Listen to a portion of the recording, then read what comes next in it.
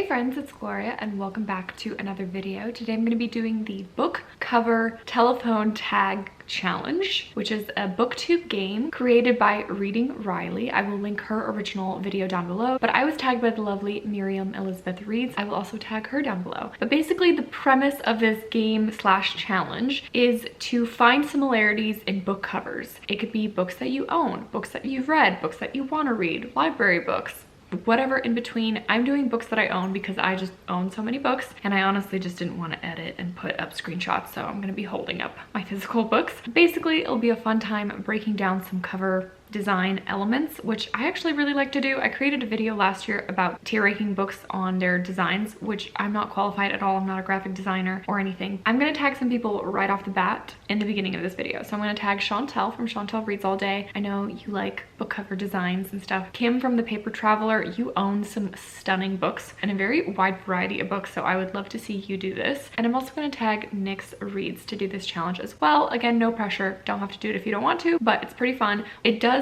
take longer to prepare for this than you think it will. I spent way too much time trying to figure this out, but without further ado, here we go. Let's get into the books. So the first book that I'm going to start with is the last book that Miriam mentioned in her video, so that way the telephone tag continues. So the last book that she mentioned is Royal Flush by Rhys Bowen. I have not read or have heard of this book before, but this is the book that I'm starting with. This is the cover, and based on cover alone and elements of the cover, my next book that leads me from this one to this one, and this is The Light Over London, but this is a historical fiction. It has the blue. It has a little bit of hand script with the in the title, but I also went with this one because Royal Flush, royal is in the title, and London is where the royal family still lives, and so cover design and also some similarities in that way. So that is my first pairing. Next pairing is from Light Over London. I then went with The Gown. So with these two, the similarities is the gold edge. If you could see the gold edge on both of them, and also gold font, and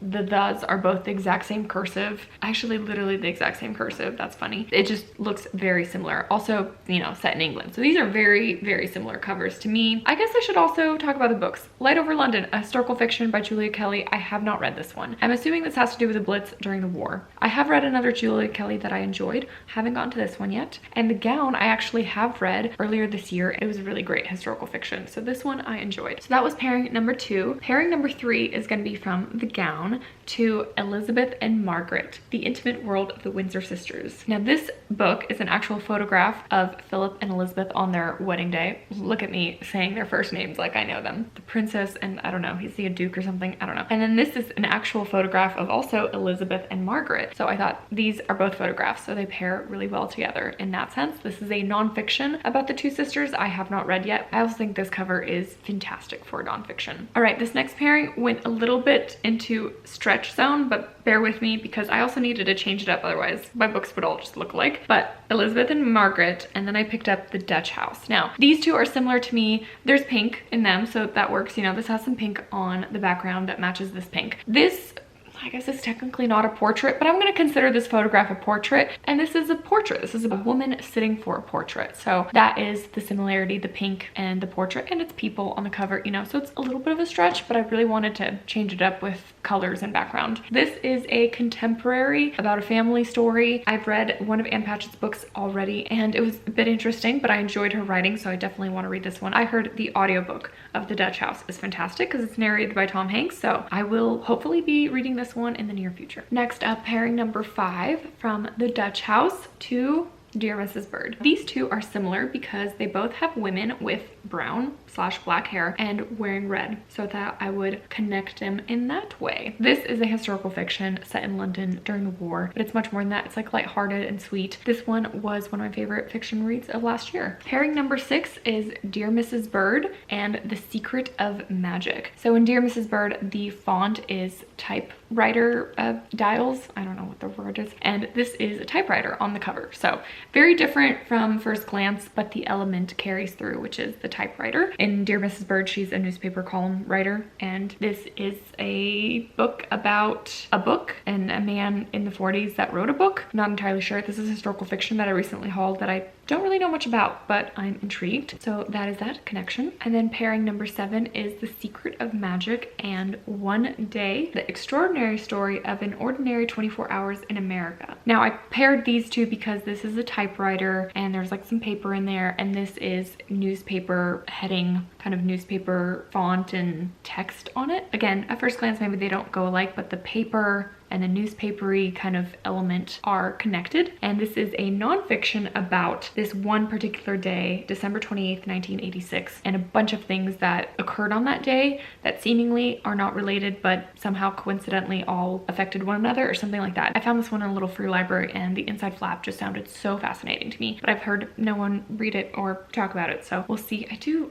need to get to this one. All right, pairing number 8 is One Day, and then The Only Plane in the Sky, an oral history of 9/11. So one day, and this has the date on it, and also everything that happened on 9/11 was on one day. So this is getting into a little bit of what's inside of the book, but they're also both simple black backgrounds and with mainly just text. This was in my top nonfiction books of last year, a stunning and amazing account of everything that went down on 9/11. Would highly recommend. The audiobook also is incredible paired with this book, and that is that pairing. Number 9 is going to be The Only Plane in the Sky and then Romanoff. So both of these are black backgrounds with some gold elements to it. This is a young adult Soviet fantasy. I have not read it yet, but the cover is easily one of the most beautiful covers I own. A lot of really beautiful gold elements to it. And then finally, the last pairing is Romanoff and Hannah's War, another historical fiction that I have not read. This one is about a woman and has to do with the atomic bomb or something like that. She's a scientist, but these two went together because of, again, the gold and the black and the red.